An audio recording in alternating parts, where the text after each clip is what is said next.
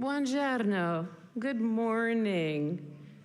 We invite you to take your seats and prepare for this morning's service.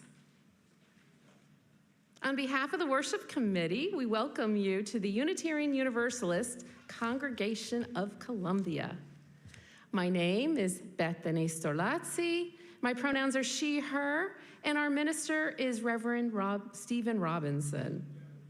We'd like you to remain connected to our community by keeping an eye on the following communications. Our reoccurring events can be found in the calendar that's in your order of service, but we have special events that are coming up all the time, like our karaoke party that happened last night. And to find out about those, you would be emailed a newsletter every Thursday. So, to stay informed about these upcoming events, make sure that we have your email address. Our services are streamlined and recorded and photographed. So, to protect the privacy of our children and our youth, we don't include individuals that are under 18 without a written permission from their parents. And adults, if you do not want to be part of the recordings, the live streams, the photographs, please feel free to sit in our alcove. Please note that devices for the hearing impaired are on the wall in the back. Go ahead and grab one if you need one. And to help our worship flow smoothly, please email all requests for announcements to the worship chair at uucolumbia.org. The service leader will gladly share them at the close of Sunday's service. We warmly welcome children and families and offer child care during our service for children up to 4 years old. And we also have a designated seating area for kids that want to sit on the ground and get comfy and grab a toy from our social hall and bring it on over. Feel free to, bring those toys there and have a good time with your kids. Today, after the story for all ages, children will assemble in the RE corridor in preparation for the CYRE splash party. Childcare will be provided so that parents may return to the sanctuary for our annual congregational meeting. This morning's gorgeous flowers are donated by our flower team that's led by Maura Farley. Please see Maura to join that team. Now, if you haven't already, please silence all those devices as we center ourselves on today's service and listen to the prelude. There will be a change in the prelude selection for this morning, still in honor of entering the season of summer, and in the celebration of Pride Month, I will play from The Seasons, the month of June, by Tchaikovsky. A composer living in 1800s Russia, Tchaikovsky was not able to live openly in his sexuality, but the history we have of his letters and his diaries tell the story of his love and of his heart.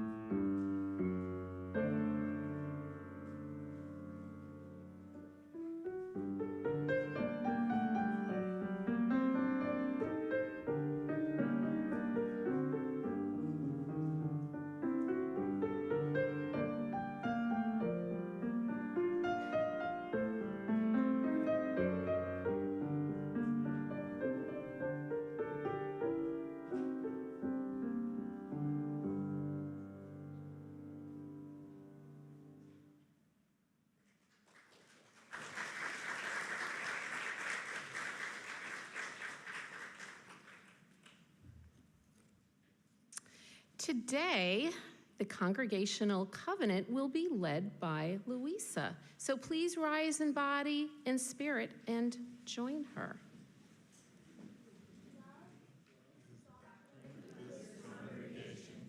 The quest for truth is its sacrament, and service is its prayer, to dwell together in peace, to seek knowledge and freedom, to serve others in community. Thus do we covenant with one another. Thank you, Louisa. Unitarian Universalism is a diverse and non-creedal religion. Our community is founded on deeds, not creeds. We are a covenantal religion, meaning we don't have to believe the same in order to treat each other the same, and that's with respect and equity, compassion and dignity. We place love at the center of our values, and we embrace and welcome all people. We are delighted to welcome guests and visitors, and today, Lucille, is she here? Ah, there you are. Thank you. Is going to assist with bringing the microphone to our visitors. So if you are willing and able, please stand and wait for the microphone to reach you. Is anybody new here? Any guests, any visitors? I do see a hand. Please, when the microphone gets to you, share your name and where you're from. Hi, I'm Jackie Russell. I'm from Northeast, and I've been down here for 25 years and never joined a church before. I work for a place called Food Share of South Carolina, and I'm currently looking for another job because that contract's about to end. I'm 82 years old, and I still want to work until the day I pass away. So if anybody's got any kind of clerical job, please give it to me. And I just love to work, and I love to be involved with things, and I want to try to volunteer here too. But it's going to have to be clerical stuff. I can't walk and stand up for long periods of time, okay? So anyhow, that's me. I live in Northeast. I left everybody my name and phone number, and I'm delighted to be here because I've been to other churches here for 25 years and didn't like any of them, and I love this place. Okay.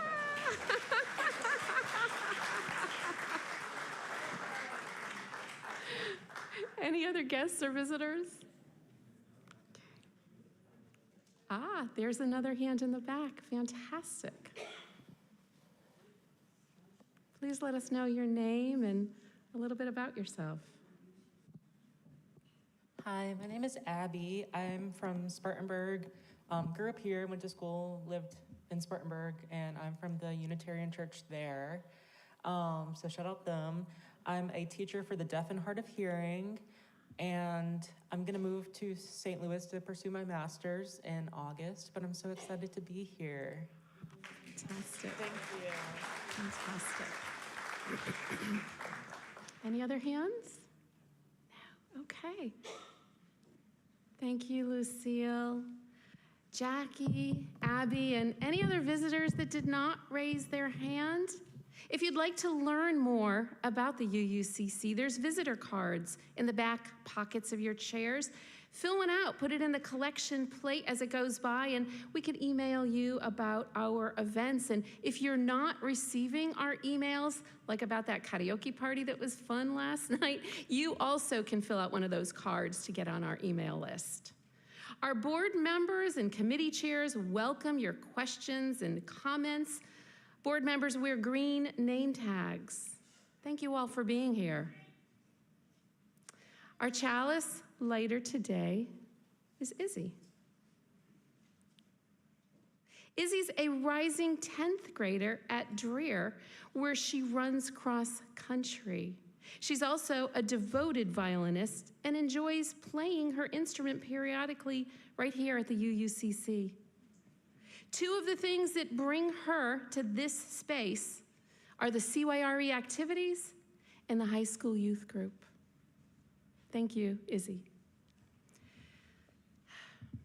Spirit of light and life, we welcome you to this space.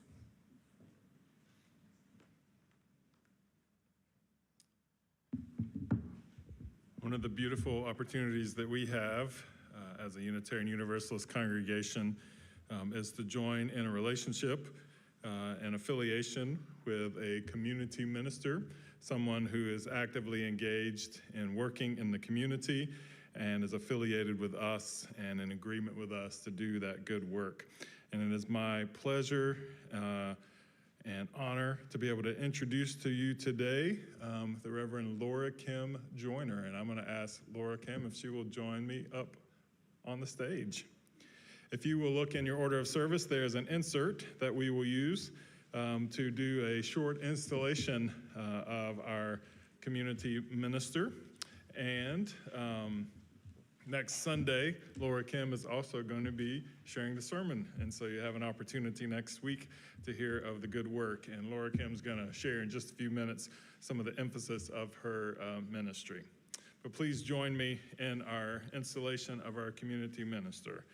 Today we gather in celebration and covenant. We come together to recognize and install Laura Kim as community minister affiliated with this congregation. This ministry extends beyond these walls into the wider community, carrying our values of love, justice, compassion, and interdependence into the world. Community ministry is a sacred calling, so today we acknowledge the gifts, the commitment, and the calling of Laura Kim, and we affirm our partnership in this ministry. We gather in gratitude for those who answered the call to serve. We gather in hope for a world transformed by love. We gather in covenant, recognizing that ministry belongs not to one person alone, but to all who seek to build beloved community. So may this installation today deepen our commitment to one another and to the work of justice, compassion, and spiritual care. Laura Kim. These words are from Mary Oliver's poem, Blackwater Woods. To live in this world, you must be able to do three things. You must be able to love what is mortal, hold it against your bones as if your life depended upon it. And when the time comes, let it go, let it go. This poem speaks to the courage that we have to attach ourselves to fragile things and to care for them, while also acknowledging at the same time the heartbreaking loss that is simply the cost of experiencing love. This poem also captures my ministry. It's a multi-species ministry. I'm a wildlife veterinarian as well as a Unitarian Universalist minister. Speaks to the ministry of parrot conservation, to nurturing nature and compassionate communication. I am so looking forward to our years together. Please join me in our installation as according to your order of service. Community lives in the public, reaching beyond congregational boundaries while remaining rooted in the support, accountability, and covenant of a faith community. So today we recognize that Laura Kim's ministry is an extension of the ministry of the UUCC. Through her work, our values find expression in the wider world. So will you, Laura Kim, seek to serve with compassion, integrity, humility, and courage? Will you honor the dignity and worth of every person? Will you strive to embody our shared values of love, justice, equity, and inclusion? And will you remain accountable to this congregation and to the call of your ministry? I will, with the support of love, community, and the enduring spirit of life. Congregation, will you, the members and the friends of the UUCC, support Laura Kim in this ministry? Will you offer encouragement, accountability, friendship, and partnership? Will you celebrate the successes of this ministry and help carry its burdens? And will you covenant together to the good work of the UUCC? So by the authority entrusted to us as a Unitarian Universalist congregation and in recognition of your calling, preparation, and commitment, we joyfully install you as our community minister affiliated with this congregation. May your ministry be blessed with wisdom, with courage, with compassion, and with joy. And may your ministry constantly be an extension of the good work of the UUCC. Please join me in welcoming our community minister, Lori Kim Joyner.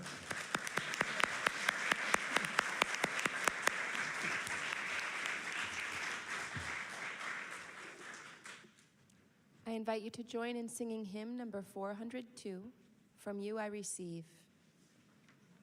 Please rise in body or spirit.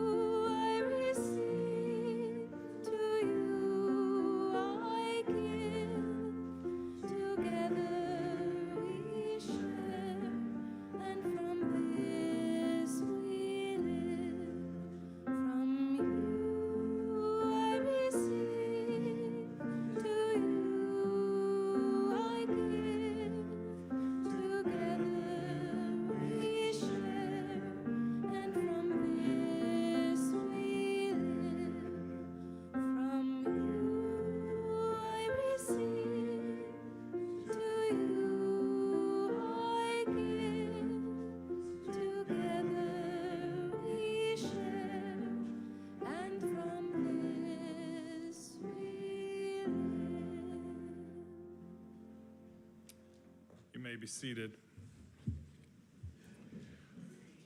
Our opening words today are entitled The Pride Flame, and they are written by Linda Lee Franson. Our chalice flame ignites our hearts and our minds, the spark of knowledge that enlightens, the shimmering hope that burns, the blazing love that engulfs our actions, the bonfire of our commitment. So we light this flame of our chalice today for those who celebrate themselves, who fear, who hope, who persevere, who stand on the side of love for all. Our flame today honors those who have been ridiculed, that they may find peace, for those who have fought to marry, that they may celebrate, for those who live in uncertainty in the world, that they may have hope. Our chalice flame today holds those who have been ridiculed, that they may find peace, those who have fought to marry, that they may celebrate, and those who live in certainty, that they may have hope. Our chalice flame renews our commitment that no one shall ever again suffer for the right to love. We light this flame to celebrate our kaleidoscope of diversity, working, loving, and living on the side of love. I invite our children to join me down front for our story for all ages.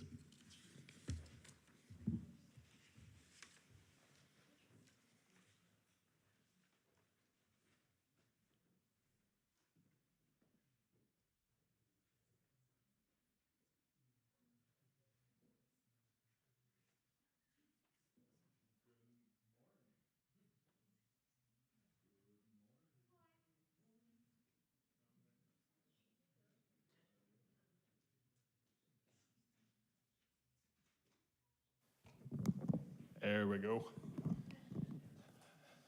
Good morning. I see like a towel and some swimming clothes. Is something happening that I don't know about? Oh yeah, what's happening? A water slide? I don't see a water slide.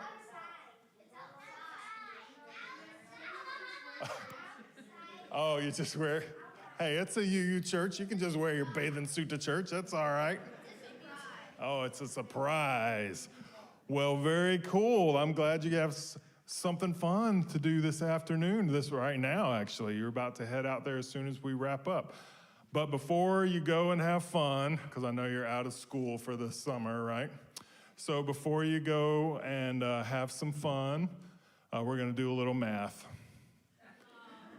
Everybody go, yay! All right. I'm going to write a number down on this piece of paper. And it's a big number. All right.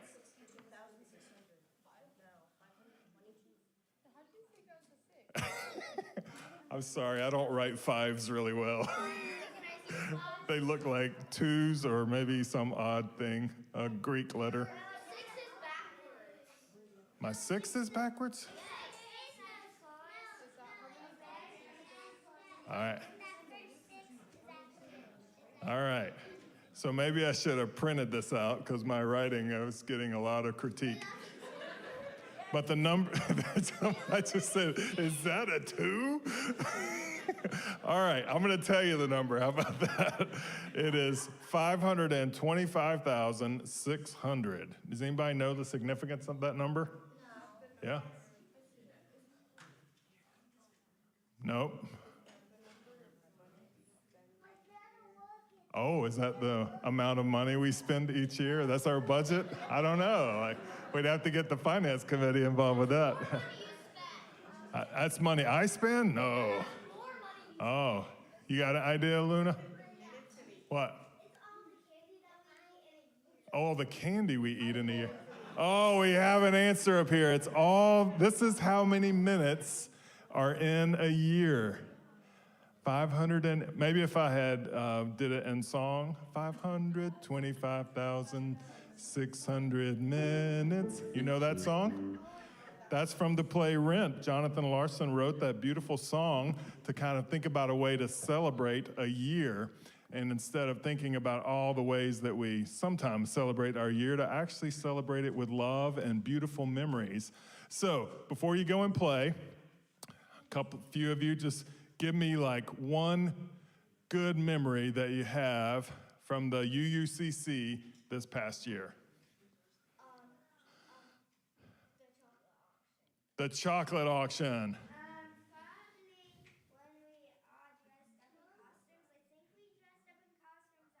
That's right. We dressed up in costumes at Halloween. Also the alien show. The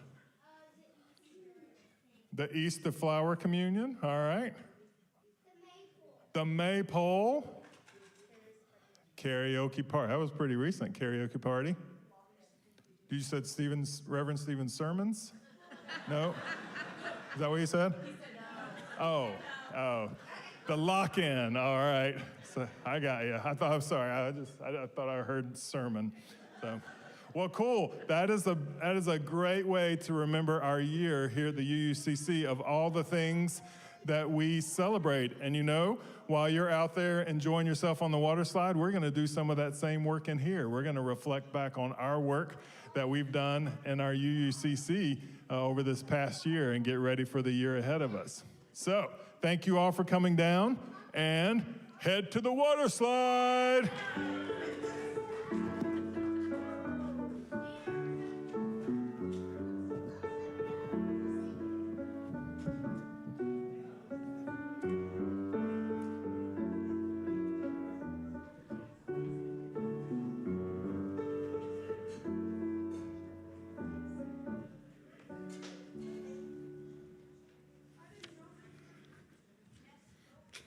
Is that a 2? Oh. At this point in our service, we light candles where we create some time to celebrate those joys that we're holding together as a congregation, but also to create some time to share the concerns that are on our hearts together. So if you have a candle and you would like to share, I invite you to come and briefly share that joy or concern and place your candle here.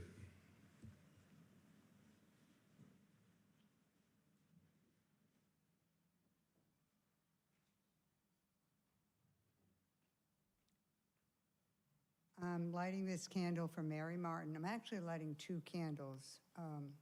One for Mary Martin, who's been in the hospital for quite a while now, and Sandra cannot be here today, so she sent me this to let you all know what's happening with Mary and how she's doing. She's been very ill, and she's been in the hospital for over a week. She'd been feeling a little off and dizzy, but was living her full life as usual. Her condition quickly deteriorated and she was hospitalized. She has been diagnosed with an autoimmune condition that's affecting her brain. She was briefly placed on a ventilator, but is now breathing with oxygen support and remains in ICU.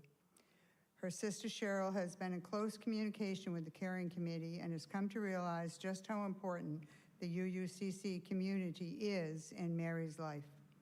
Please join the caring committee and Mary's beloved story circle in sending positive thoughts out into the universe for her continued progress and healing. Her sister requests that no visitors or phone calls at this time, as Mary is currently unable to communicate. Sandra Merritt is communicating almost daily with her sister Cheryl, and she'll keep us all updated. And the second candle is for Don Cooper, who just this morning, after he got here, was having some health issues, and my husband Bill took him to the ER.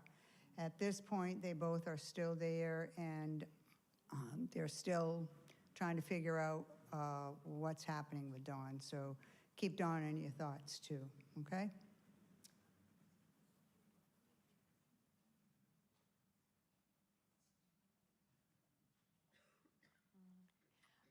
I'm Deb Matherly. There's three quick joys. First, my grandson Gavin arrived from Arizona this morning, so he's asleep because didn't get any sleep on the red eye. The second is for the karaoke sing-along we had last night. It was so much fun. You'll have to come next time. Thank you, CYRE, for hosting that.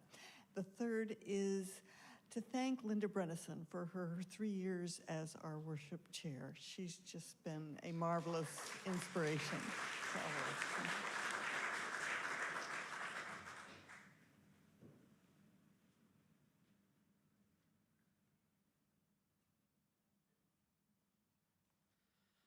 Hello, I'm Ryan, and this is not, I didn't plan this, and also I have a lot of respect now for anyone who comes up here without a candle who means well, because I was in the forum, and I don't even think I looked for a candle after, but anyway, I'm actually here because of my friend Renee, who's your friend too.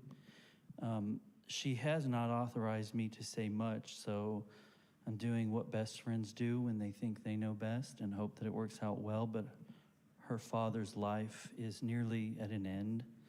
At least the last time I spoke to her, I wasn't able to reach her this morning, and she already knew she might not make it here today, but if you're so inclined to reach out to her and you keep it simple with care and kind like I know you all can, it probably would go a long way. Thank you.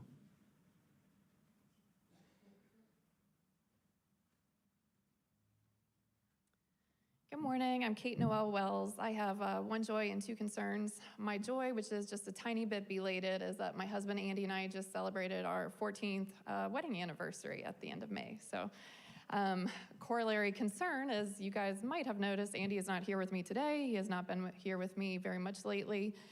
He is just working really inhumane hours these days. We're talking about 14-hour, 15-hour days, most days, no breaks on the weekends. He told me yesterday this is as bad as he remembers his medical fellowship being, and that I'll just say that's a period of life neither one of us would ever choose to repeat. So please keep him in your thoughts. It does sound like there might be some changes happening within his practice, so my sincere hope is that those are both positive in the aggregate and that they happen quickly. And then my other concern is that I learned this morning that my best friend's father just passed away, so I'd like to send her a lot of love, her and her family. Thank you.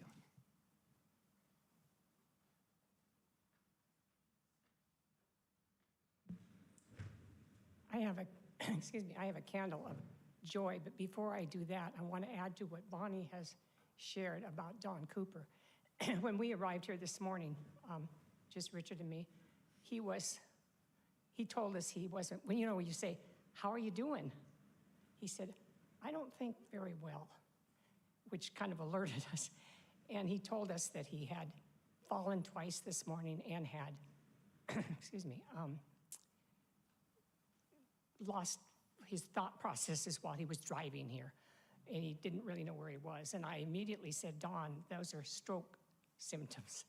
You need to pay immediate attention to it. Thank heavens Bill Dolly was here.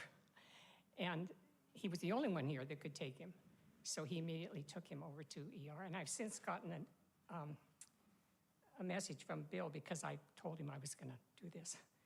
That his blood pressure, the exam was satisfactory, but blood pressure was through the roof, trying to determine if he's had a stroke.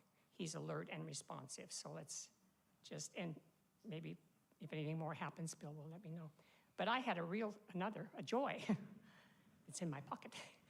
I had a real candle. Richard and I are lighting the candle of joy today to celebrate the birth of our 5th great-grandchild, a boy born yesterday at 6 a.m. His name is Miller Jace Edenfield, and he joins a sister and a brother. So that's a real joy for us.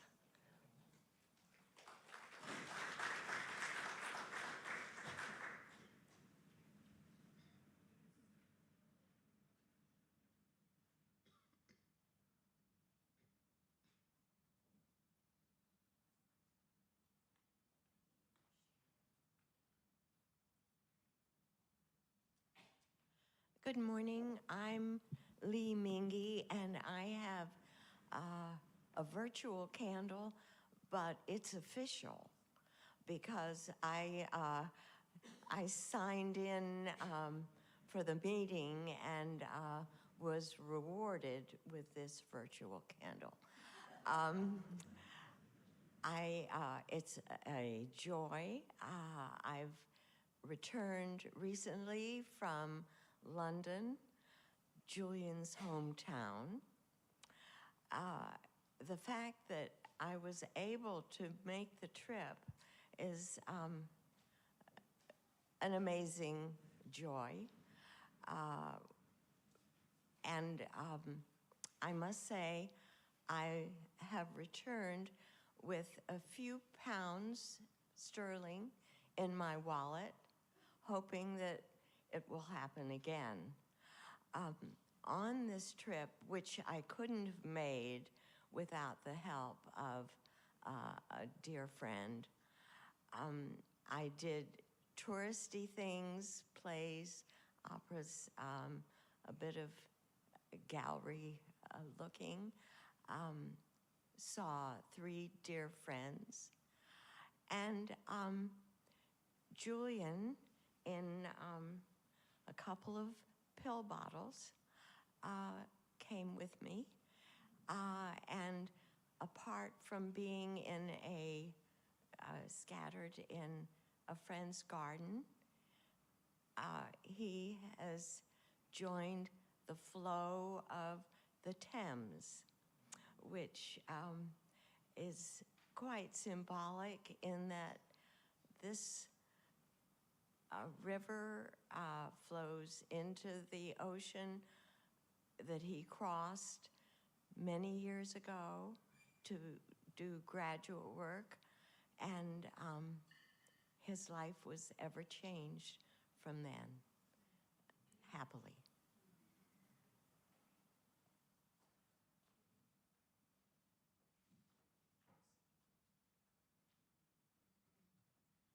Good morning, I'm Bud. I forgot my name tag, Ashley. This is just a personal candle. I have a candle of sorrow and joy.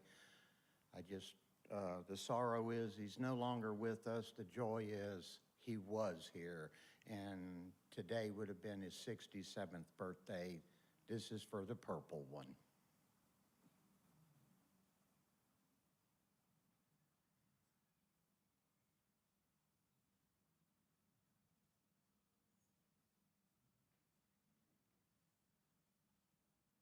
Hey y'all, I'm Abigail. I also have a virtual candle today.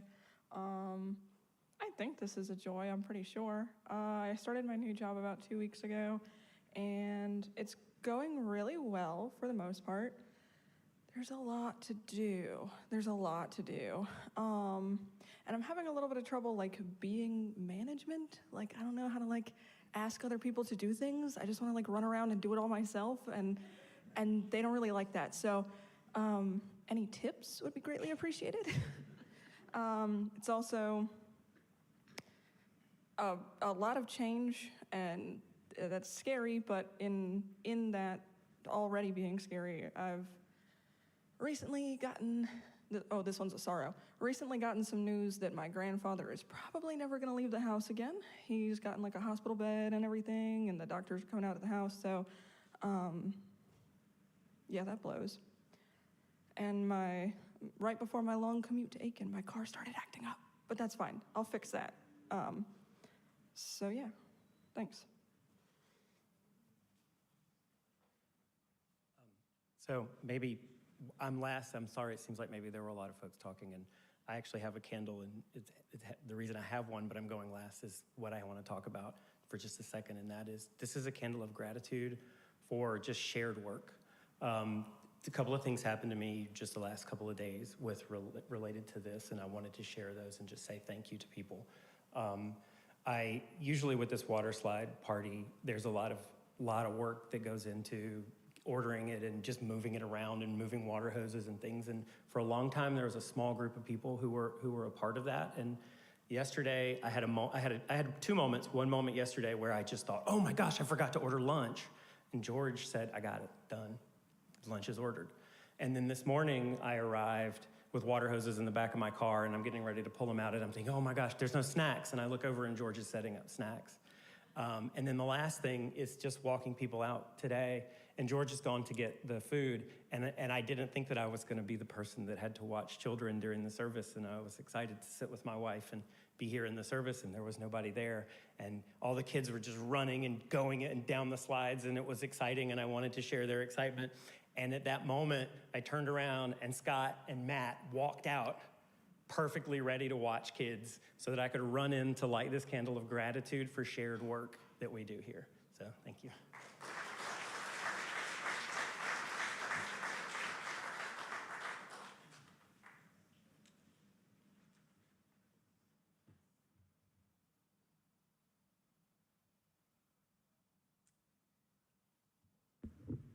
So finally, we light one last candle for unspoken joys and concerns that are in our hearts that we didn't come up to light a candle for.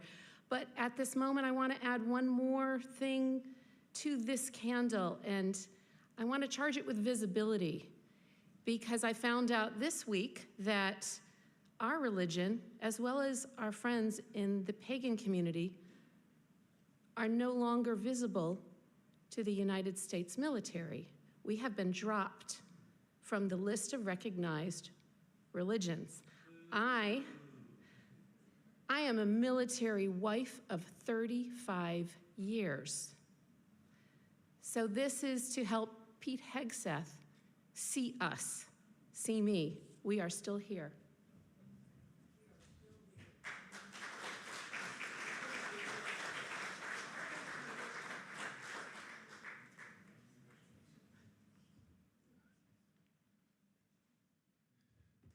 I invite you to take a deep breath and just reflect on all that's been shared.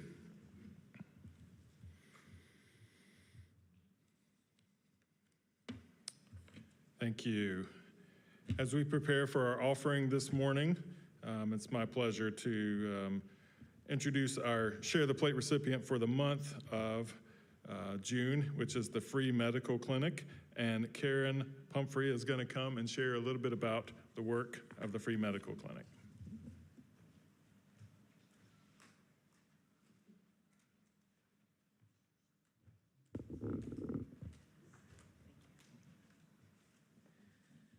Good morning. Thank you for welcoming today. My name is Karen Pumphrey, and I'm the executive director of the clinic. You're used to seeing a taller, bald man come represent the clinic, Freddie Strange. He retired on December 31st, and I took over. For those of us that are unfamiliar with us, the free medical clinic provides comprehensive medical care to uninsured adults whose household income is at or below 300% of the federal poverty level. What does that mean? If you're a single person, you can make up to $47,880 and still come see us as your doctor. We are the only place that people can often turn to when they need medical care but can't afford insurance, co-pays, deductibles, and all those lovely costs we all know that are associated with health care. When people hear the words free clinic, sometimes they picture a folding table and a box of Band-Aids. Thankfully, we're a little bit more than that. We operate a newly renovated clinic with primary care providers, volunteer specialists, access to medications, and referrals for labs, imaging, and other care. Our specialties on site include cardiology, gynecology, endocrinology, general surgery, and others. What surprises most people about our clinic is who our patients are. They're working. They're often childcare workers, restaurant employees, delivery drivers, caregivers, and laborers. They earn too much to qualify for assistance programs, but not enough to afford health care and insurance. Many are forced to make impossible decisions like paying rent, buying groceries, or going to the doctor. One thing I've learned over my 9 years at the clinic is that being uninsured is rarely a result of poor decisions. More often, it's the result of circumstances, economy, and systems that are difficult to navigate. The good news is that our clinic is much more about than treating illnesses. It's about restoring dignity. Many of our patients have never had a medical home. They've relied on local emergency rooms for their care. They delay that care for so long that it becomes an emergency. At our clinic, someone knows their name, they follow up with them when they miss an appointment, and they take the time to listen. Despite the seriousness of our work, there's a lot of joy within our walls. You'll hear volunteers laughing together, sometimes a little too loudly. Students, undergrad students, graduate students, professional students, learning from experienced physicians, and patients who finally feel seen and cared for. The need for our services continues to grow. Last year, we treated approximately 1,000 patients through over 2,500 visits on site. Right now, we're at a 4% growth in both unique visits and unique patients. We have seen more people lose coverage because of the changes coming down from DC, the struggle with rising healthcare costs because of the economy, and barriers to transportation and other resources. In response, we're looking at expanding our services, telehealth, looking at closer community partnerships, and care coordination to reach more people where they are. I believe organizations like ours exist because of communities like this, communities that believe healthcare is a need and a right, that compassion should be put into action, and our neighbors deserve care regardless of circumstances. Thank you for caring about your neighbors and the opportunity to be able to be here with you this morning. I invite you to follow us on our social media and our website. I do not have our rack cards this morning because FedEx office was closed where I needed to pick up more, but we will have rack cards here with you all. I invite you to take them out, give them to people that you think may need them and that are in need of our services. And whether through volunteering, advocacy, financial support, or simply helping others learn about our services, you help make our work possible. Thank you.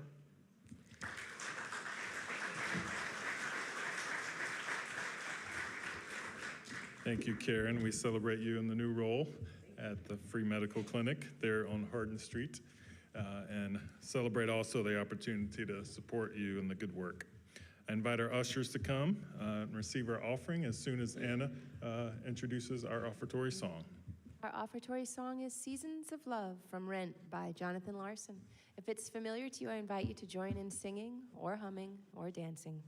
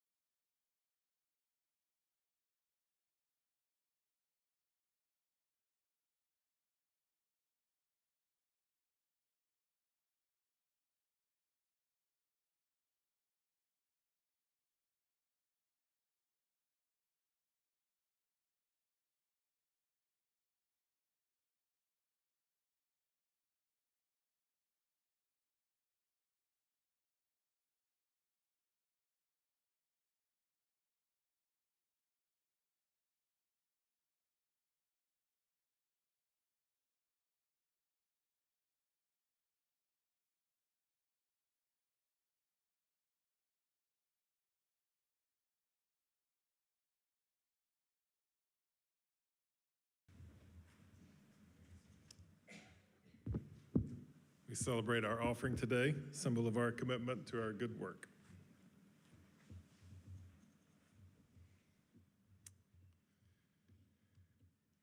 Thank you, Anna, for sharing the song with us today. And it is a pleasure to be able to lead a congregation where we set aside this first Sunday in June and recognize that this is Pride Month. And honestly, I don't say this like this is not a dramatic overreaction, but we are on the verge of having a service like this and celebrating pride and making these kind of statements on the verge of being considered illegal for a congregation to do. And as the minister and trying to be responsible for our congregation, I do say that we have to be careful what we say from this pulpit. And so an example of that, of having to be careful of what we say, for instance, I probably shouldn't say this way, that this week, the small-minded, insecure, petulant toy soldier leading the Department of Defense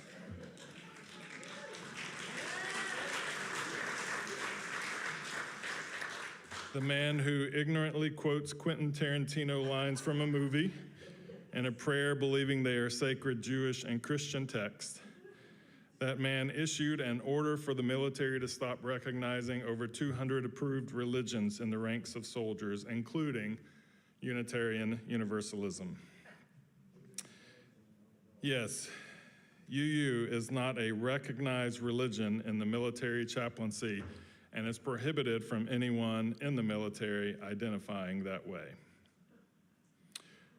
Probably shouldn't say something like that out loud. But what I will say is I have stood in the cell on the top of the volcanic hill in the Hunandora County of Romania, known as the Diva Fortress, where Francis David was imprisoned for his beliefs as a Unitarian and died in 1579. Standing in that cell, I felt the power of his resolve that still hums in those stone walls for almost 500 years now. And I am convinced that we aren't going anywhere, and we will outlast you and your pathetic tyranny.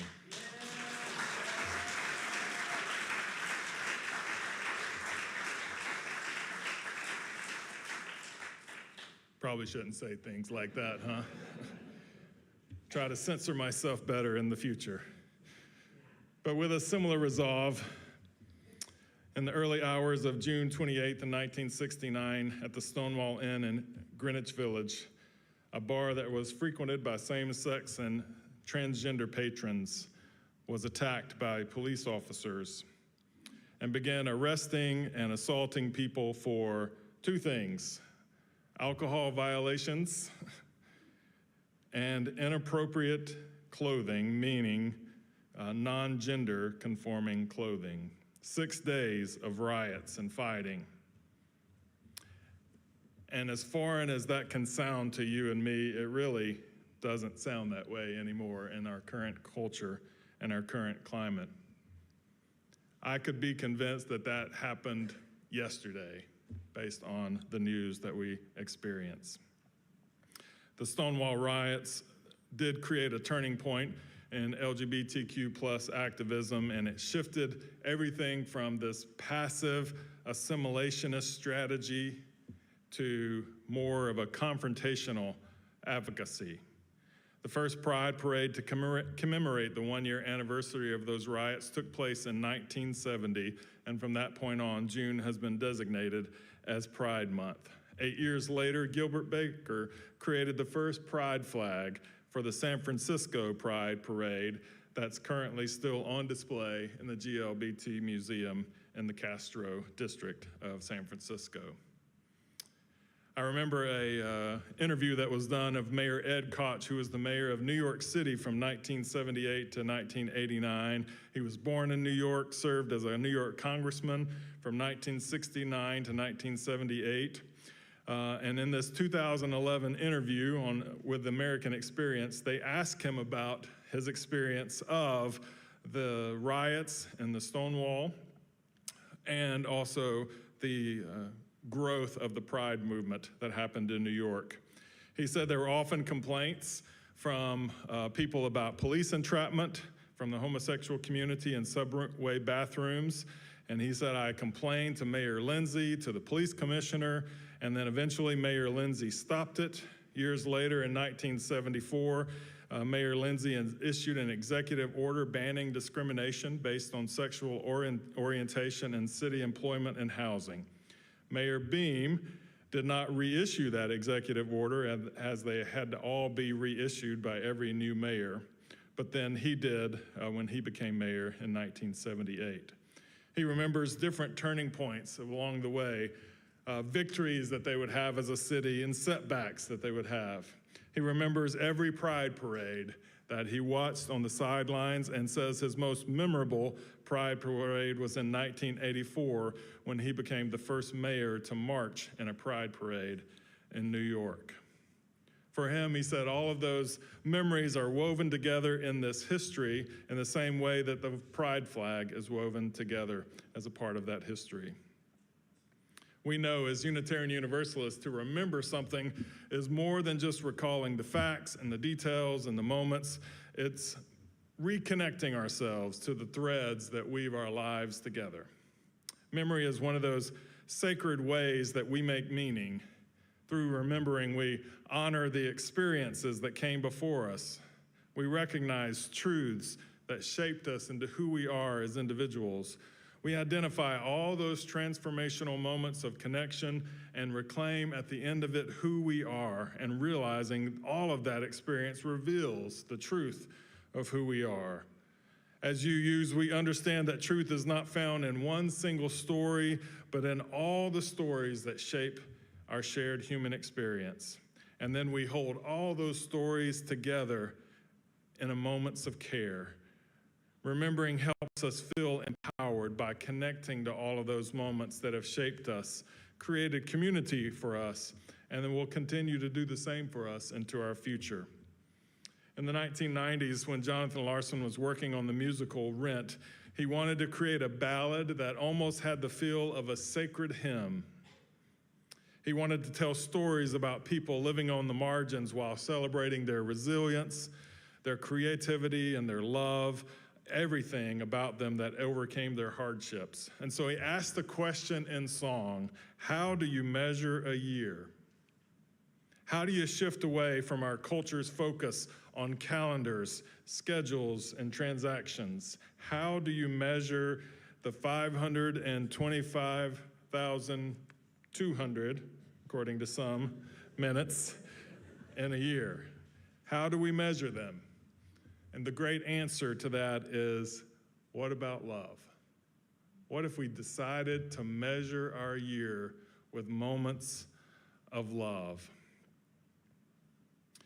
Today also is our annual meeting, and it is a year that just beckons us to look back on our history and what we have accomplished and what we've experienced over this past year, and prepare for this year that is in front of us.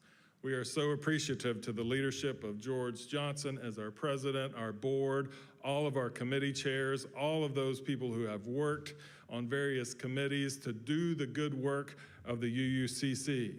We're so appreciative of all the staff that have contributed to the good work of what we do in this place.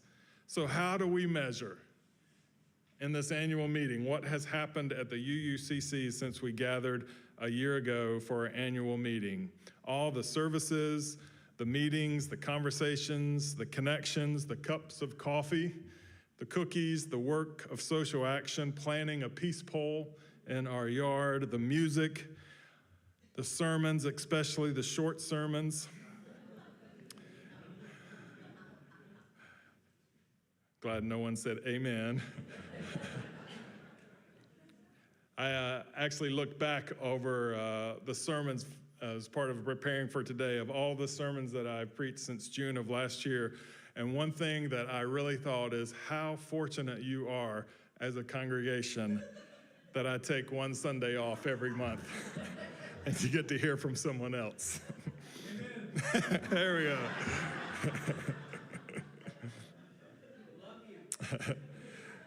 I also think about, did you hear what the kids mentioned of what they remembered in this past year? Someone said flower communion. Think about that.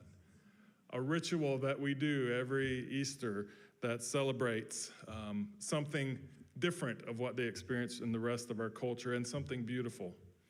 I think about all of the rituals that we've experienced, the milestones, all of the goodbyes that we've had to members who have died in this past year, and all of the warm welcomes of hello to people who are visiting for the first time and identify themselves as wacky, right? Wacky Jackie?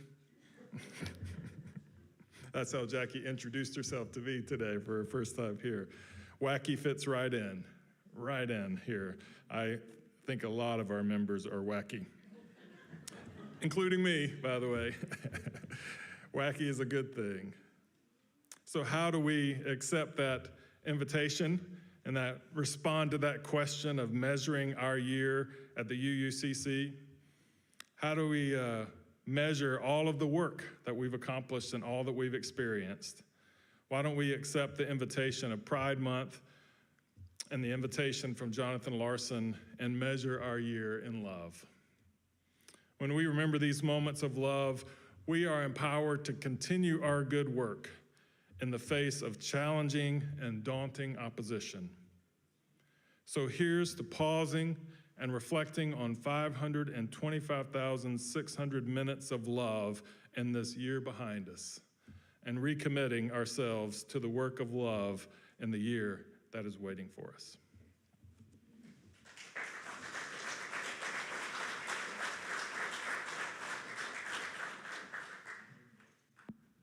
I invite you to join me in singing our closing hymn, number 1028, The Fire of Commitment, in the Teal Hymnal.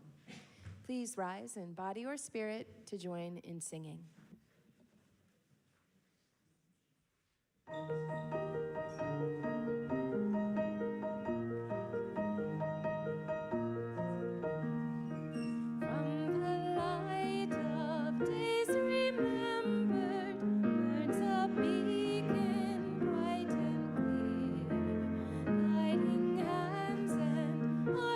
Spirits into faith set free from fear.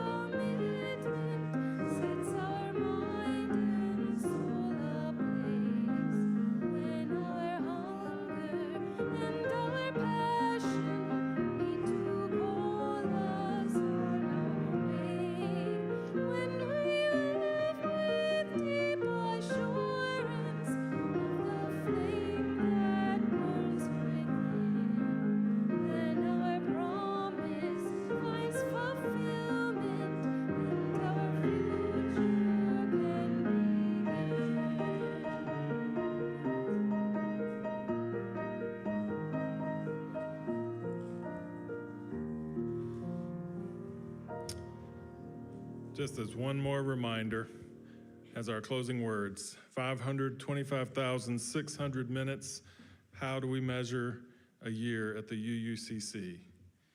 In daylights and sunsets and midnights and cups of coffee and inches and miles and laughter and strife and truths that she learned, or in times that he cried and bridges he burned, or the way that she died. It's time now to sing out. Though the story never ends, let's celebrate and remember a year in the life of friends. How about love? How about we measure it in love? Please join me in singing our congregational benediction.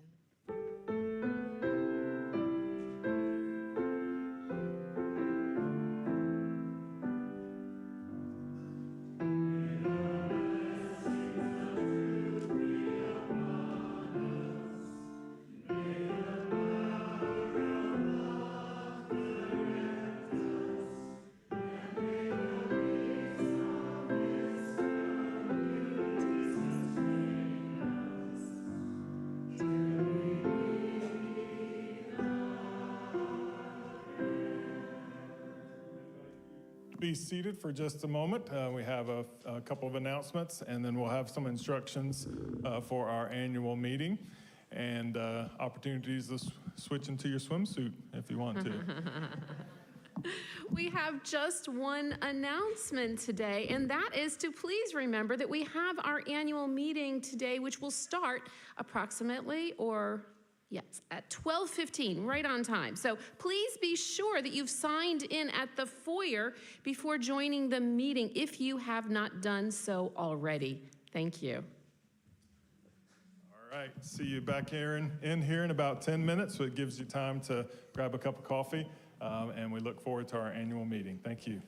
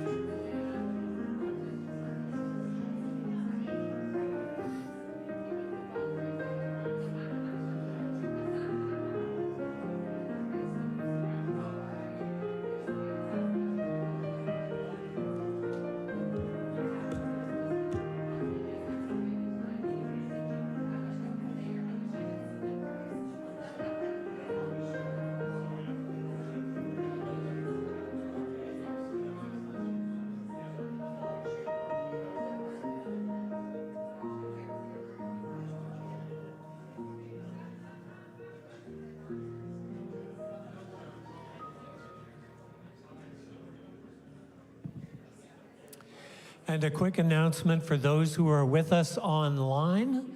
We will be continuing this same stream for our congregational meeting starting in 15 minutes, so stay right here with us. Thanks for being here virtually.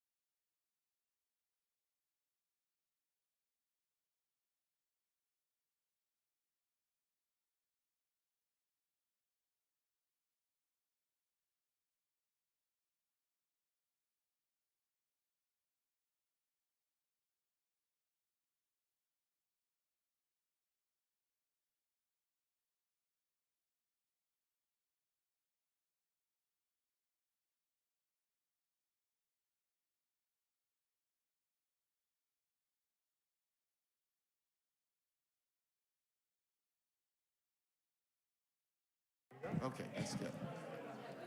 Friends, please come in and be seated if you're attending the annual meeting and you've signed in. We're going to start in just a minute.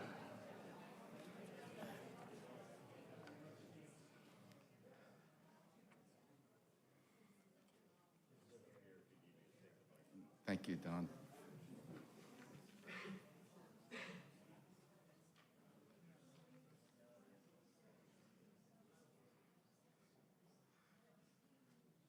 Good afternoon. I'm George Johnson, and I'm proud to welcome you to the 2026-27 meeting of the congregation of the UUCC. I would like to start with lighting a chalice, as we do for all things, and with this meditation. May this flame remind us faith is not only what we believe in safely, but who we become when love asks something of us. If we're called to speak, may we not stand alone. If we're called to act, may we act with care. If we are afraid, let's be afraid together. For the sake of our neighbors, for the sake of one another, we kindle this light. I would like to ask our board secretary, Kate Heel, to provide a report on whether we have a quorum and can conduct business. We do have a quorum.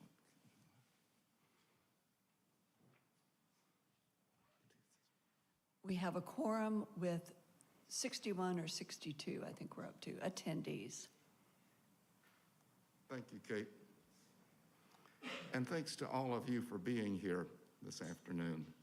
It's been my privilege to serve as president of the board during an interesting year. Now, the truth be known, and we always speak the truth, it's mostly a privilege. Sometimes it's a pain in the ass.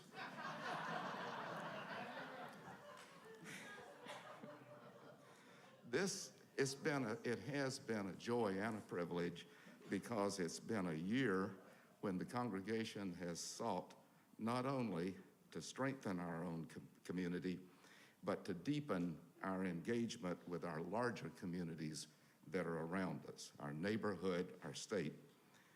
During the past year, your board has placed a special emphasis on expanding our efforts in support of social justice, equity, and human dignity.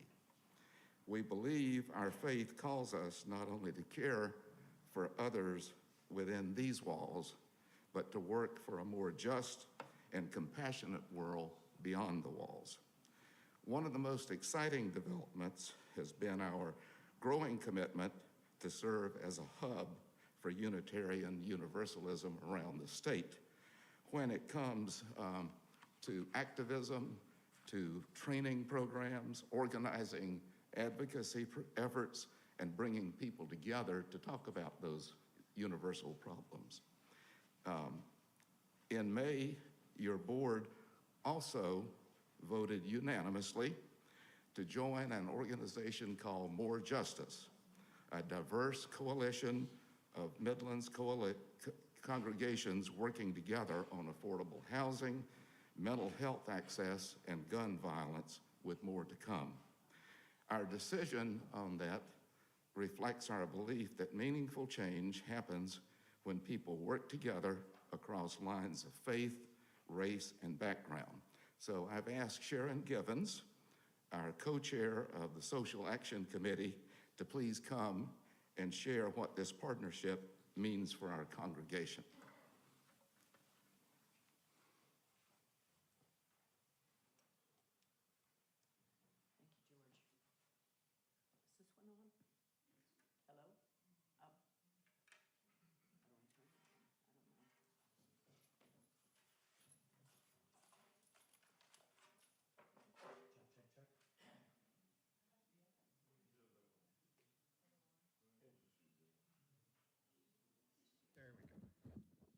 Test.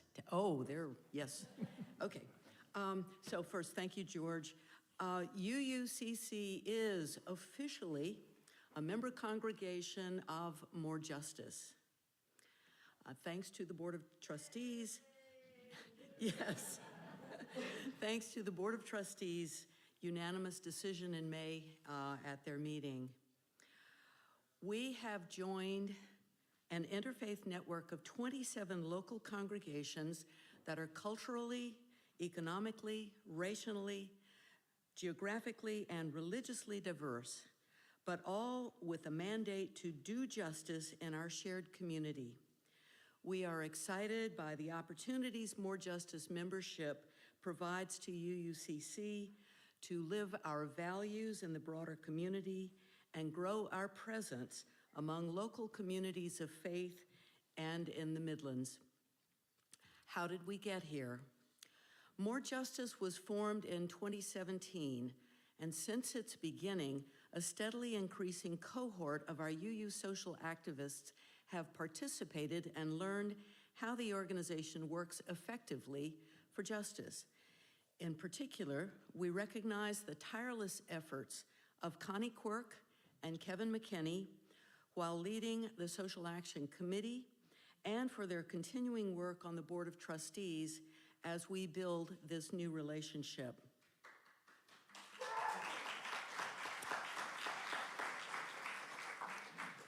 What issues is More Justice pursuing?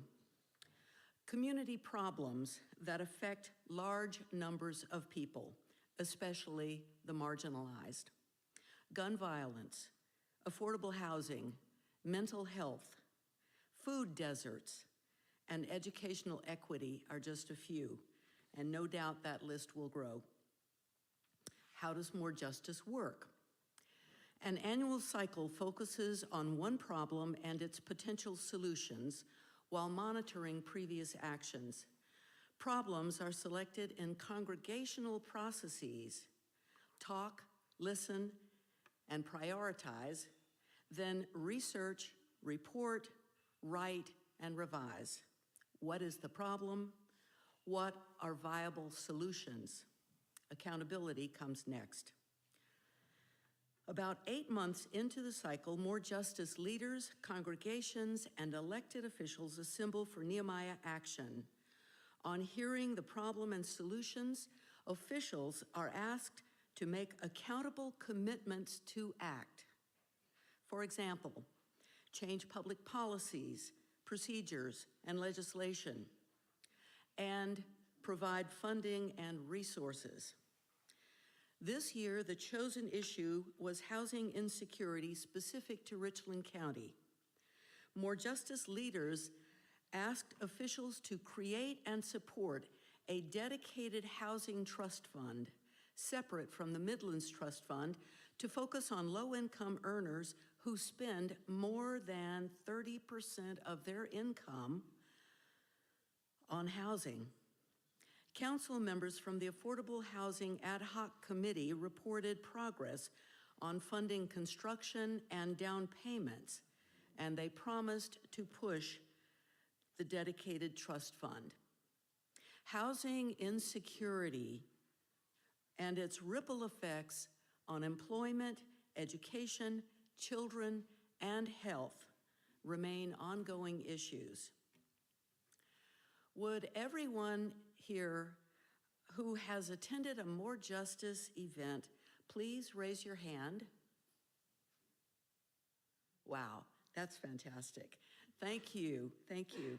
Thank you to all who have participated and to our Board of Trustees for officially bringing more justice into our community. With this decision, we are pursuing our path of interfaith cooperation for social justice with even more momentum. Each of you has an open invitation to engage in our congregation's work with More Justice as we go forward. And I'm sure you'll hear more on that at another time. Thank you all, and thank you again, George, and may peace with justice prevail on earth.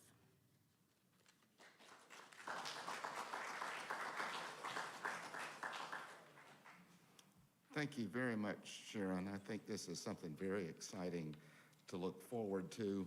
It isn't just talking about issues, this is an outfit that's going to help us live up to the requirements of our faith, and I urge you to participate. As our public witness is growing, the board has also been trying to understand how much risk are we willing to embrace to pursue our values? Because as you heard at the beginning of today's sermon, we're living in more dangerous times, but you didn't need to hear that to know that. So to try to understand the risk, Connie Quirk has initiated and managed a project with the help of Kevin to measure how we feel about risk-taking, each one of us. And here with a brief report on our congregation's risk assessment, here's Connie with help from Kevin.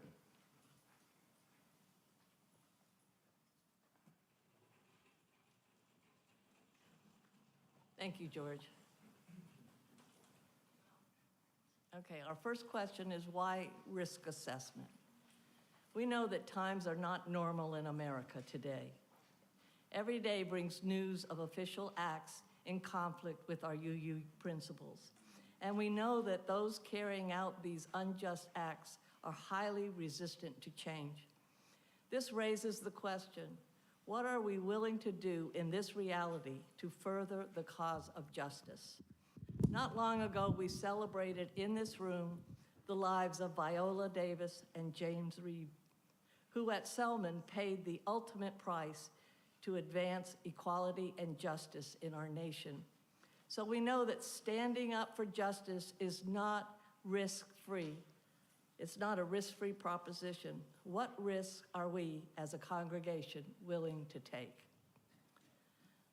That led us into what is the risk assessment. The risk assessment is to begin to determine this. Your Board of Trustees, committee members, and congregants have been working to assess the risks associated with social justice actions. The aim is to make informed decisions that align with our community's values and goals. By evaluating our risk tolerances, we can determine which actions are worth pursuing. In this way, we hope to be better prepared to respond as challenges continue to arise. So what have we been doing? We began by using a risk assessment tool developed by the UUA. Many of you have used it yourself, but for those who have not yet done so, it consists of 7 scenarios or spectras, each of which addresses a particular situation or aspect of risk, be it legal, financial, reputational, or the risk to our own community. For each of these spectra, a respondent indicates their tolerance for the risk in questions on a 10-point scale, where 1 is the most risk-averse and 10 is the most tolerant of risk. We began on February 21st when the board and the committee chairs, meeting jointly, worked through the tool together. We then continued in the context of committee meetings and in the social hall before and after service. In all, we now have nearly 70 completed forms.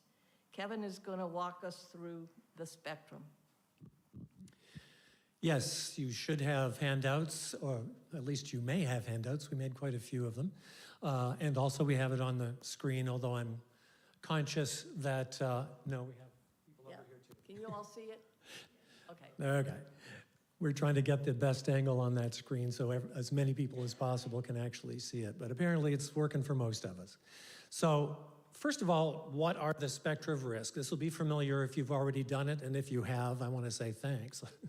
But the first question that we asked, or a scenario that we addressed, was how tolerant are we of making bold public stances? Should we, make public statements about our values, or should we try to take a more neutral tack so that we have a very large tent and everybody feels comfortable. That's a reputational risk. It could be a community risk because we might have internal dissension about what the right thing is to do, so it's a risk to our community solidarity. The second item was, should we use our endowment fund to support justice activities? That's a financial risk, and probably a proxy for other financial risks that we might run as well. The third area, as you see, is potential legal consequences. I don't think I need to say more about that. That's probably pretty self-explanatory. The next three items are a little more specific. How far would we be willing to go to support individuals who are seeking prohibited medical care? And I think I don't probably need to say, but I will, that could include women seeking reproductive health care. It could include, in fact, in our state, it already does include trans individuals seeking gender-affirming care. And that could involve reputational, community, financial, and legal risk. Similarly with the next one, how far would we go to support individuals who are performing acts of civil disobedience? Again, all areas of risk, probably don't need to say a lot more about that. Spectrum 6, how do we feel about supporting members primarily or exclusively with respect to supporting others who might be doing justice work? For example, might we want to host trainings that were carried out in our facility? That would be involving non-members. So we tried to get at that. Again, that poses potential risks in all four areas. And finally, there was an item about leadership taking quick action to be responsive to issues that may crop up versus being very careful to build consensus and community. And as with all of these spectra, there are things to be said on both sides, right? But that's primarily, we class that as a risk to community solidarity. Okay, I've got to move on.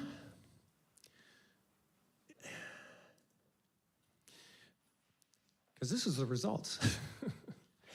And I'll preface these by saying that the individual sheets, do we have both of them up there now, Connie?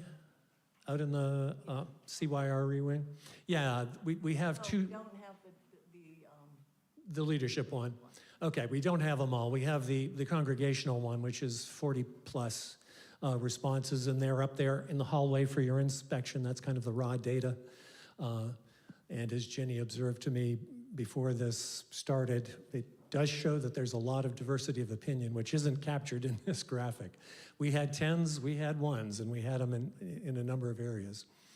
But on this graphic, you can probably see it, but just in case, I'm going to spell it out. The green is what the board and committee folks came up with. The yellow is where the congregational responses at large came in. And I guess the best news is that we're pretty well aligned overall. As you can see, we're extremely close on that right-hand bar graph there, 6.15 versus 6.13, no effective difference. On the other hand, the biggest difference was in those bold political stances things. The congregation was all gung-ho to do that. The board was a little more cautious. I'm not going to speculate on causality there. I'm just going to note the fact and move on. In general, the board was a little more aggressive with risk in three, what is it? Gosh, I had this in my head and it's gone. But anyway, most of them, the board was just a little bit more risk tolerant, but not greatly so. It's all within shouting distance.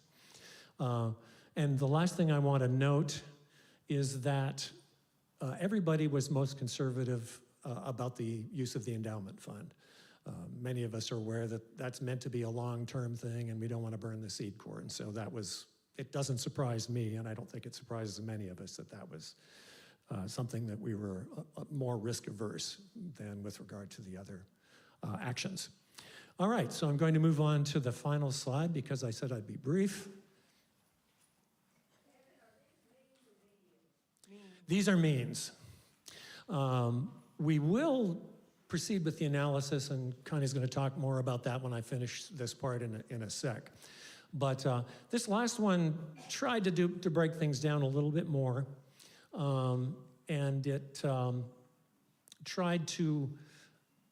we tried different groupings of things according to what the assessed risk is.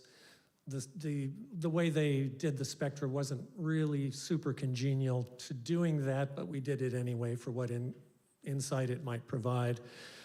Because if you recall, we had like three items that were common to like everything, common to all the risk groups. So that has the effect of kind of muting the variance, and you don't see as much differentiation because of that. But for what it's worth, we're very close between the board and the congregation at large for risks to reputation and community solidarity. A little less so with financial risk and legal risk. And if you correlate that with the previous chart, you can see that that's mostly driven by the fact that the board was a little more willing to say, yes, we'll stand up for trans people. Yes, we'll stand up for women. But again, it's not such a glaring big difference that it causes me, at least, a lot of pause. So with that, I will duck out of this presentation and turn it over to Connie to talk about next steps.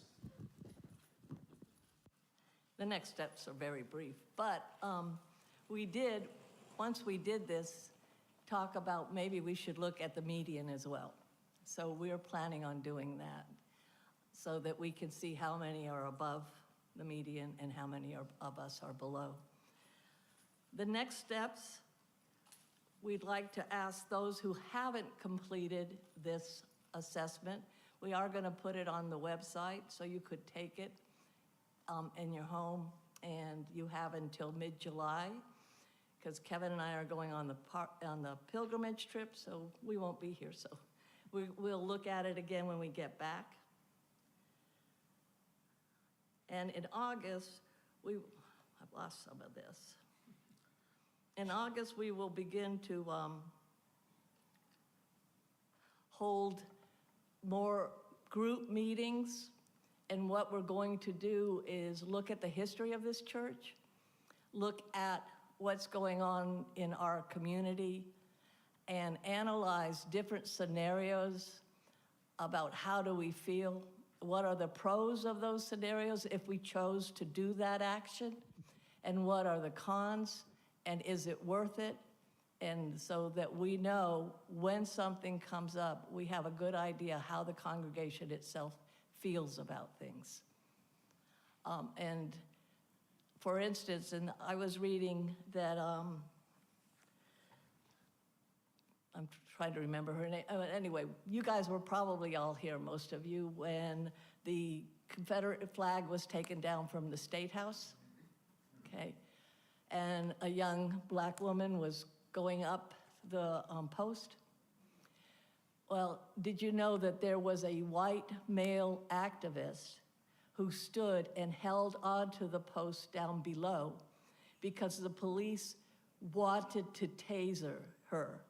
And they knew he knew that if they tasered the post, that she would die and he would probably die. So he stepped between her and did that, and they both went to jail. So if we were going to analyze that, and that was a member of our community, would we help? How would we help? In what way would we help? That's the kind of thing that we're going to be looking at as we go forward. And I'll just add one small note, which is that we are fully aware that while we have a timeline here and it sounds all planned and carefully thought out, that we are not really in control of what happens. We may be called on to act before this process is complete. So just to say we're aware of that, can't help it.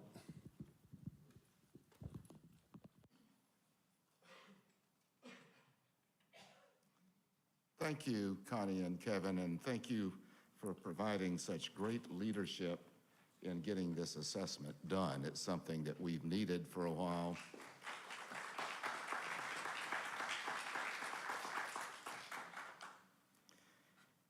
Now, the board has been doing other things, as you might expect or hope. We have remained focused on our stewardship and our financial stability. We're deeply grateful for the leadership of Jim Kimbler and the Finance Committee, and you'll hear from Jim in a few minutes on next year's budget. A particular priority in the area of finance has been rebuilding our fundraising capacity, and Jim has again provided extraordinary leadership with that. Are there members of the fundraising committee, newly reinvigorated, present? If so, could you stand? Members of the fundraising committee. Great. Thank you all very much. That takes a real commitment to our congregation's financial future. Kate?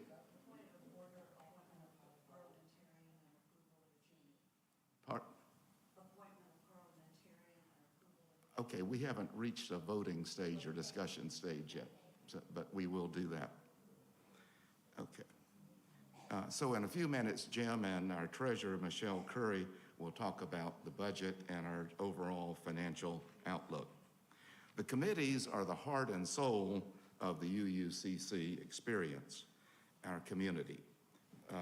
Their decisions and their actions determine how much we meet the goals and the requirements of our faith.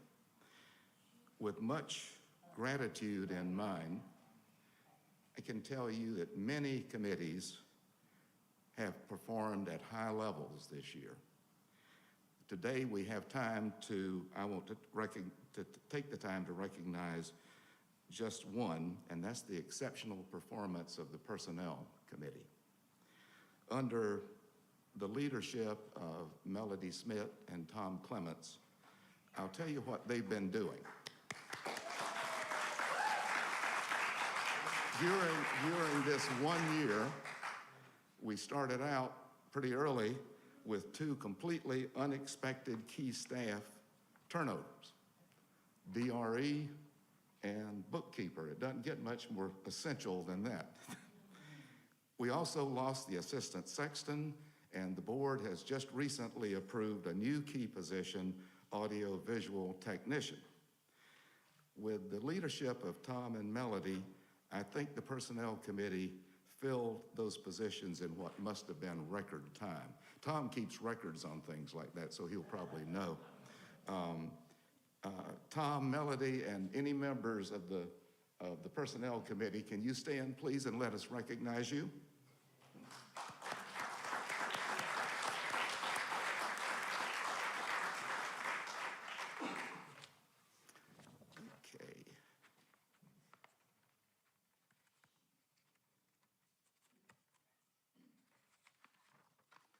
As I reflect on this year that's coming to an end at the end of this month, I'm grateful for a congregation that continues to ask not only how can we care for the people here, the people in our own community.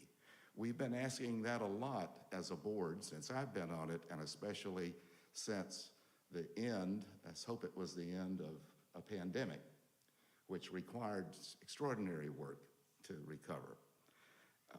But we're now doing well. We also, while we look out for one another, the board is also deeply devoted to what we can do to transform the world around us. And that's what we've been about. And we're going to be even more about, because I think you probably already have looked ahead at the ballot you're going to vote on in a few minutes. And if you vote properly, Connie Quirk will be our next president, and she's our Activist of the Year candidate, so we will look forward to that. The board believes that we have to be taking care of our own congregation with a welcoming spiritual home, but also a force for justice all around us. This year, we have taken some important steps to become better at both aspects of that work. As we gather today, we're also bringing to a close our year-long celebration of our 75th anniversary of this congregation. For 3/4 of a century, generations of our members have built, sustained, and renewed this community. And the best way we can honor them now is not simply to celebrate our history, but to carry that vision forward. And I trust that that's what we're doing. Thank you all for your trust, your generosity, and your commitment to this congregation and its mission. And Kate, now we'll get back to the agenda. I would like to call the meeting to order and appoint Tim Vandenberg as our parliamentarian for the meeting following Robert's rules, as required in the bylaws. The first thing we need to do is approve this agenda. This is an opportunity, if you would like, to add to the agenda or say, let's not talk about that thing, let's not do that. So are there any objections to the agenda as it's being presented to you?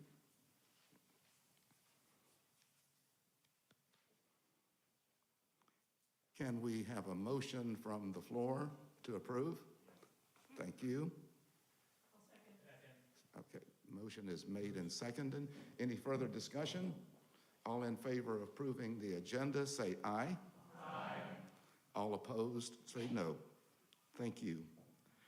You have also received the minutes for the meeting a year ago, and I hope you've had time to review them. They were available with the notice of the meeting a couple of weeks ago. Again, we have a motion from the board secretary to approve these minutes, and we'll need a second.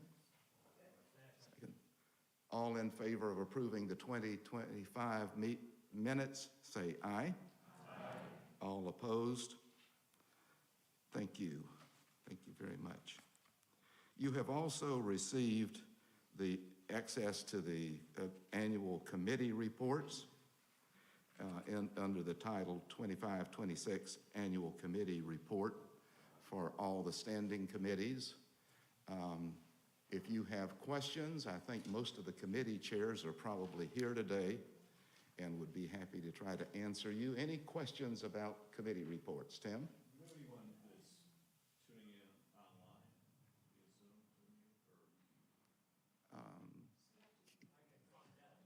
Are we? We are streaming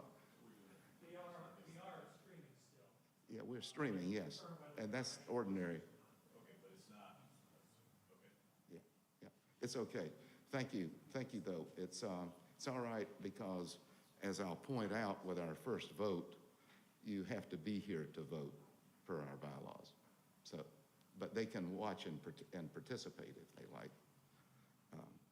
Okay. So, shall we approve the committee reports? Motion? Second? All in favor of approving the committee reports as presented, please say aye. Aye. Okay. And I'm now pleased to introduce Jim Kimbler with some assistance, I think, from Michelle to go over our budget for the coming year.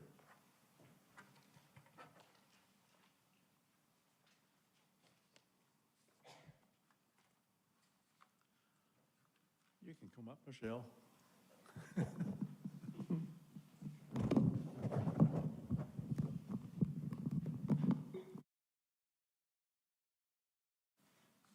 So it's been an interesting year. Last year was equally interesting, but in a different direction.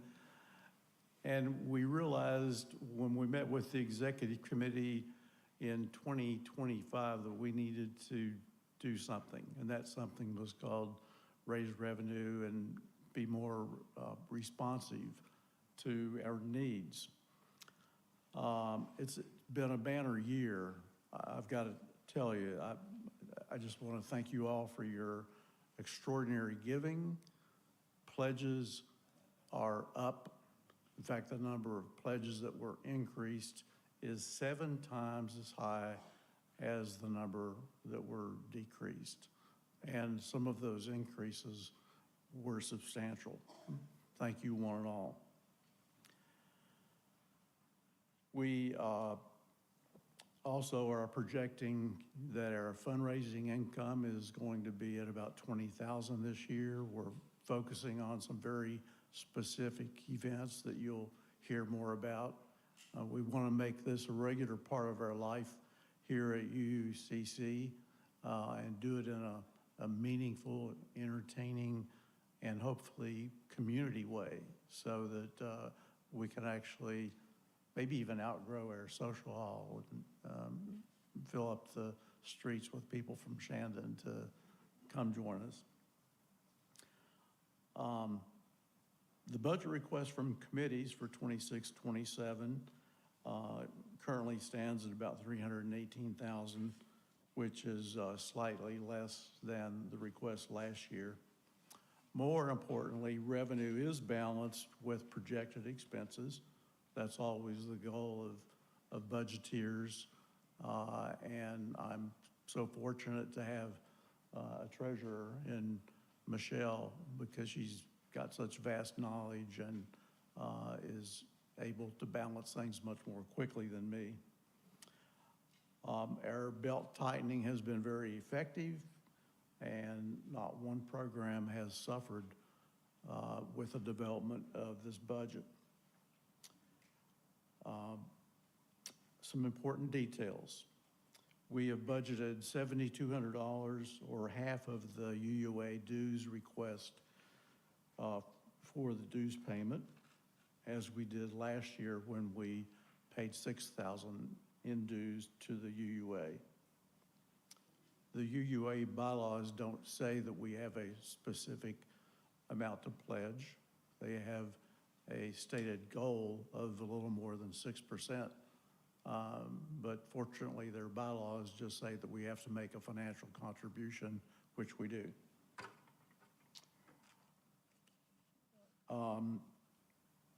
We've also budgeted a 2.8% increase for staff salaries after having to forego an increase last year. And with inflation as it is, hopefully we can afford to keep up and next year offer one. We have added a part-time technology staff position, which was mentioned, the AV Tech, and also a part-time IT position. Now, these are not full-time. You can only call them part-time, but they're limited to just a few hours a month to be available to do very specific things. So it was an important thing to do. As George said, it was done quickly by the Personnel Committee, and we're really fortunate to have those skills now on our payroll. I would be remiss if I did not mention that we are also extremely grateful for a large unrestricted gift of $50,000 for a rainy day emergency fund for the church this year. It's a great feeling when a member honors us in that way and recognizes us that we have needs that may not be met, needs that we don't even know of yet. I'm going to go a little bit off script and say that I was surprised when we got the results back on our insurance quotes for the upcoming year, and we were turned down by 2 companies because of the condition of our roof. I'm not saying that's an emergency, but it's always nice to have a nice roof. So in closing, it is so clear to the Finance Committee that our congregation supports us, supports the UUCC, and is responsive to our needs in every way whenever asked. We appreciate you all. so much. In fact, I'd like for you to give yourselves a big hand.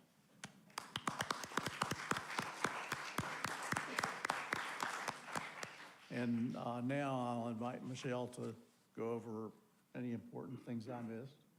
No, I think you did wonderful. The two new positions, the raise and our UUA pledge, those were the things that were brought up at the congregational budget discussion. So those were things that you guys had talked to us about, and we tried to make those things a reality. So even though they're only part-time, I think it's a great start for us to have an AV tech and not rely solely on volunteers, so. Are there any questions or comments? Raises? We're so happy we were able to do that. If anybody has any questions, we'll bring the mic around. No? Seeing none? Okay, thank you. Thank you.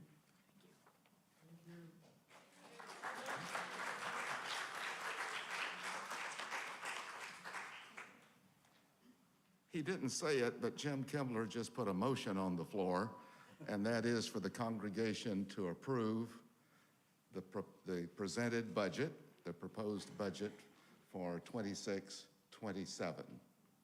It's from a committee, so it doesn't need a second, but thank you anyway. I get that right, Tim? Okay. All right. Any further discussion on the budget? Going once, going twice. All in favor, aye? Aye. Any opposed? No. Thank you very much. And I'm happy to bring Michelle back up because she has the honor of being the chair of the labor, excuse me, the labor union, the Leadership Development Committee. Okay, so we have on the last page of your booklet the nominations for the 26-27 year. Our first nominee for the Board of Trustees will be the president-elect, and that will be Linda Brennison, and she will be from 2026 to 2029. Are there any nominations from the floor for president-elect? Hearing none, the nominations are closed. All in favor of Connie Quirk as president-elect, say aye. Linda Brennison. I mean Linda Brennison, excuse me. We don't have to vote on you, Connie. You got it. Okay, Linda Brennison as president-elect, say aye. Aye. Any opposed? No. Okay, the next person that is up for the secretary is Laura Culler. She'll be from 2026 to 2028. Okay. Laura? Yeah, everybody should have said, Linda, you stand first, and then everybody knows you, but stand as the nominee. I should have asked you to stand. Just stand. Okay. And then I'll ask Laura Culler to stand. Laura's currently on the board, and tomorrow, just a little bit of factoid, she's joining the other young adults who are going on our long-delayed Boston trip for the... Thank you. Are there any nominations from the floor? Hearing none, the nominations are closed. All in favor of Laura Culler to be the next secretary, say aye. Aye. Opposed? No. It's done. Okay, and our next person is trustee Bonnie Stronach, and that will be from 2026 to 2028. Can you stand, Bonnie? Thank you.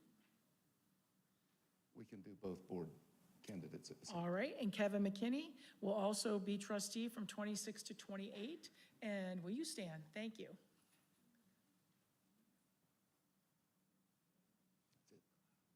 All board? All trustees? Oh, and Linda. Linda McLeod, Yeah. trustee for 26-27, replacing Laura Culler, who's going to be nominated for secretary. Thank you. Okay, 2 board members, 3 board members. Kevin is staying on in a new term, a new full term, yeah. Any nominations from the floor for Board of Trustees? Hearing none, the nominations are closed. All in favor of these 3 candidates say aye. Aye. Any opposed would say no. Okay, our next person is for the Leadership Development Committee, and that's Lydia Ureta, and she will be from 26 to 28. Lydia, are you here? Oh, she's standing already, sorry. Already standing. Okay. Are there any nominations from the floor? Hearing none, the nominations are closed. All in favor of Lydia Ureta as chair, please say aye. Aye. Any opposed, say no. That completes your report? Oh, you have some. We have one more Endowment Fund Committee member, Jerry Rega, from 2026 to 2029. He would be replacing Angie Dodd-Raban. I don't know if he's here. I don't think he's here today. Okay. Jerry Rega has been nominated for the Endowment Committee as a replacement. Are there any nominations from the floor? Hearing none, the nominations are closed. All in favor of Jerry Rega, please say aye. Aye. Any opposed? No. Thank you. Thank you.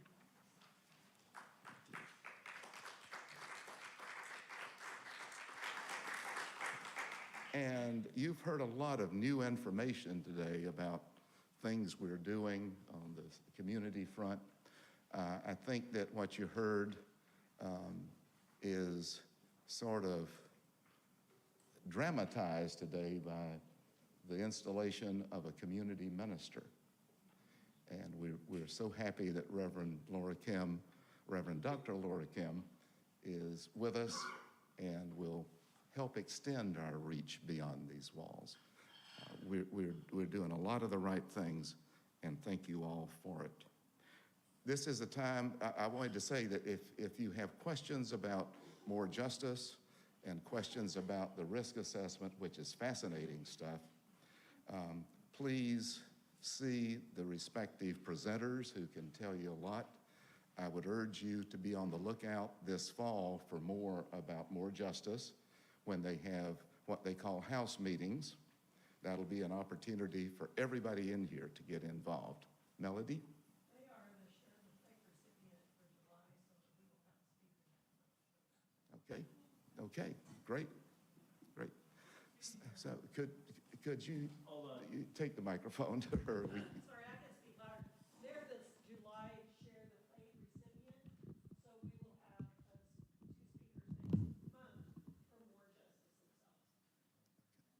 And we've also had some discussions about having another member or a leader of that group deliver the sermon on one of the Sundays when Stephen isn't with us. So there will be much more to hear about them. This is the point at which I ask you if there is other business to come before this meeting.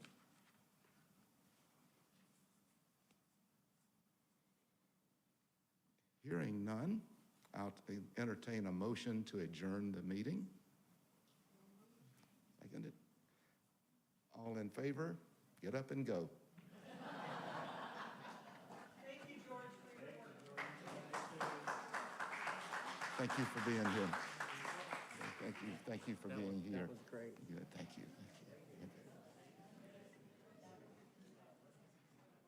Well, I do have one quick announcement from the RE.